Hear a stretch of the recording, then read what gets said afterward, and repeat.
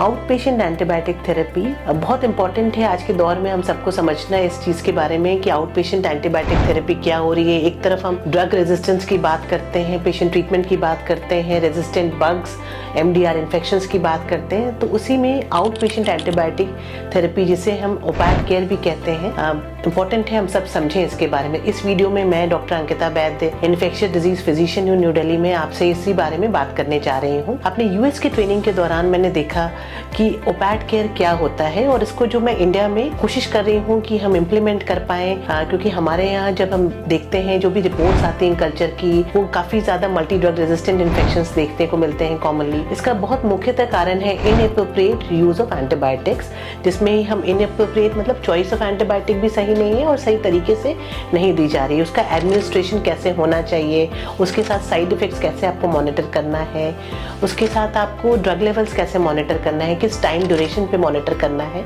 और किस ड्यूरेशन तक वो एंटीबायोटिक एडमिनिस्टर होनी चाहिए। यानी कि अगर कोई एंटीबायोटिक की हम बात करें तो 30 मिनट से 1 घंटे में होनी है, 10 मिनट में होनी है, 2 घंटे में होनी है, 4 घंटे में होनी है। तो ये ज़्यादातर एंटीबायोटिक्स के साथ डिफरेंट होता है, अलग अलग होता है। बहुत कॉमन कंसेप्ट है जब मैं बात करती हूँ कि अपने पेशेंट से कि आप जाएं और एंटीबायोटिक्स से लगनी है आपको, क्योंकि सिर्फ एंटीबायोटिक्स के लिए अगर पेशेंट स्टेबल है, IV एंटीबायोटिक्स की मैं बात कर रही हूँ, तो हम ज़्यादातर हॉस्पिटलाइजेशन प्रेफर नहीं करते हैं, क्योंकि हॉस्पिटल एक्वायर्ड इन्फेक्शंस का भी अपना रिस्क होता है। मे बी 1 से 2 दिन इनिशियल साइड इफेक्ट्स मॉनिटर करने के लिए 2 से 3 दिन हम रख लेते हैं पेशेंट को, बट उसके बाद जैसे अगर बोन का इन्फेक्शन है तो 6 से 8 हफ्ते या 4 से 6 हफ्ते एंटीबायोटिक्स चलता है IV फॉर्म में।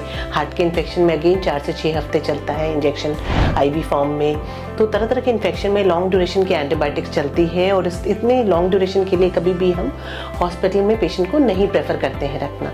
तो ज़्यादातर जो अभी तक का कंसेप्ट चल रहा है, लोग इस तरह के इंजेक्शंस सिर्फ नर्सिंग सुपरविजन पे घर पे लगवाते हैं। तो इसमें मैं बोलना चाहूँगी कि बहुत ज़रूरी है कि इसको सही तरीके से लगे। तो यहाँ कंसेप्ट आता है ओपैड केयर का। It's a new concept for our country as such, जिसमें कि हम डे केयर में पेशेंट को इस तरह के इंजेक्शंस प्रोवाइड करते हैं। मैंने 4 हैंड्स हेल्थ प्राइवेट लिमिटेड के साथ कोलैबोरेट करके इस तरह के प्रोग्राम को लॉन्च किया है अभी हमारे सेंटर पे दिल्ली में, जिसमें कि जो पेशेंट्स हैं जिनको लॉन्ग एंटीबायोटिक्स की रिक्वायरमेंट है, उनको वो कंफर्टेबली डे केयर में आते हैं और अपने इंजेक्शंस लगते हैं, उनके मॉनिटर्ड लगते हैं, मेरे सुपरविजन में लगते हैं, मेरे NID फिजिशियन एक ट्रेन नर्स के द्वारा लगते हैं और किस तरह से लगना है ये सारा क्लियर कट इंस्ट्रक्शन होते हैं। हम इसमें कब मॉनिटर करेंगे उसके साइड इफेक्ट्स के हिसाब से, यानी कि कब ब्लड वर्क करेंगे या ड्रग लेवल्स करेंगे या ड्रग इंटरेक्शंस चेक करेंगे, ये सारे के सारे हमारे सुपरविजन में होते हैं। प्राइमरीली मेरे सुपरविजन में होते हैं as an ID consult, and when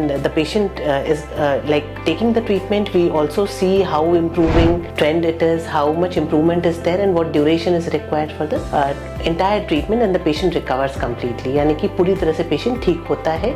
तो इसमें जो 4 चीज़ें हैं इसका हम ध्यान रखते हैं।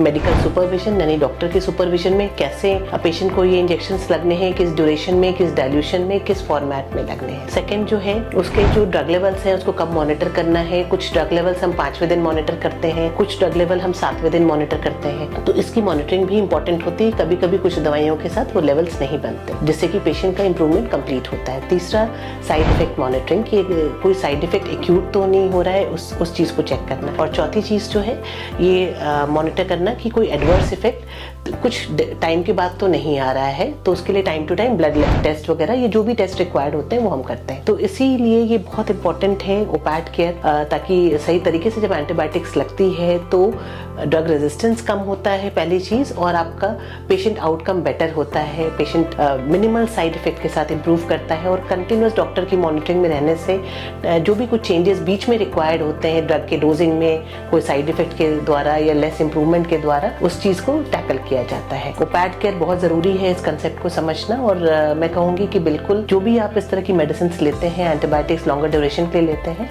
आप किसी डॉक्टर के सुपरविजन में ही कराएंगे, जिसे हम आउट पेशेंट एंटीबायोटिक थेरेपी कहते हैं। डे केयर सेंटर है हमारा, जो आप देख सकते हैं। अभी इसमें जो फैसिलिटीज़ हैं वो हर तरह की फैसिलिटी हैं जो कि एक डे केयर सेंटर में फॉर एंटीबायोटिक एडमिनिस्ट्रेशन होनी चाहिए। Thank you.